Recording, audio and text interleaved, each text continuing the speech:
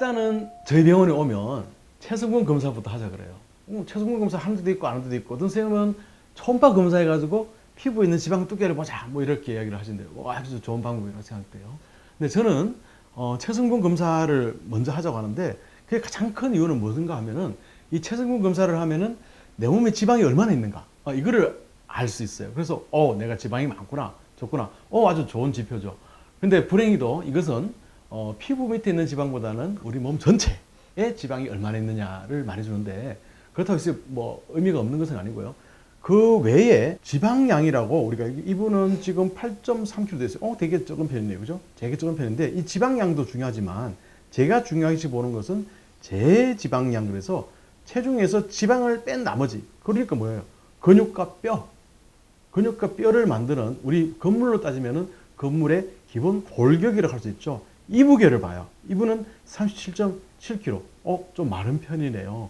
그래서 이게 왜 중요한가 하면은, 이 제지방량, 그러니까 골격이 작은 사람, 그럼 뭐예요? 뼈가 가늘고 근육이 별로 없죠. 야리야리해서 우리가 볼 때는 정말로 좀 홀쭉한 그런 몸매를 가진 분이에요. 그래서 여자분들이 좋아하죠. 몸 전체가 가리가리해서 우리 말하는 가는 몸매라고 우리가 표현을 해요. 그런데 이분도 지방 흡입을 왔네요. 맞아요. 우리가 이쁜 사람이 더하다고, 우리의 기준은 뚱뚱한 사람이 지방이 늘었을 때의 고민, 그 다음에 말랐던 사람도 내가 말하고 이뻤는데 어느 순간에 지방이 살짝 늘어서 생기는 고민, 어떻게 보면은 마른 분들이 더 고민이 많을지도 몰라요. 왜냐하면 저는 이뻤거든요. 이뻤는데 조금 찌니까 이게 스트레스를 많이 받는 거예요. 그런데 이 말씀을 드린 이유는, 이 제지방량이 적은 사람, 그러니까 건물이 작은 사람은 살이 쪄도 많이 붙을 데가 없어요. 건물이 작잖아요. 건물이 작으니까 부속 건물을 붙이거나 무슨 다른 게를 간판을 달더라도, 그럼 건물이 작은데 어떻게 많이 붙일 수가 없죠. 그래서 이런 분들은 살이 쪄도 그렇게 이렇게 우리가 이렇게 엄청나게 지방이 축적되는 그런 일은 없어요. 근데 이쁜 대신에 또 이쁜 나름의 고민이 있다라는 것을 생각하시면 좋겠고요. 또 다른 예를 한번 볼게요. 어쩌면은 정반대의 경우일지도 모르겠어요. 제가 대충 보면은, 이분은 여성분인데 아까 말씀드린 제지방량이 이분은 51kg예요. 51kg. 아까는 37kg인데 51kg죠. 근데 그러다 보니까 지방도 24.8kg. 지방도 많다고 그러죠. 둘 다 많으시네요. 이게 참 우리가 고민이 되는 경우인데요. 이거는 무슨 경우가 하면은 큰 건물이에요.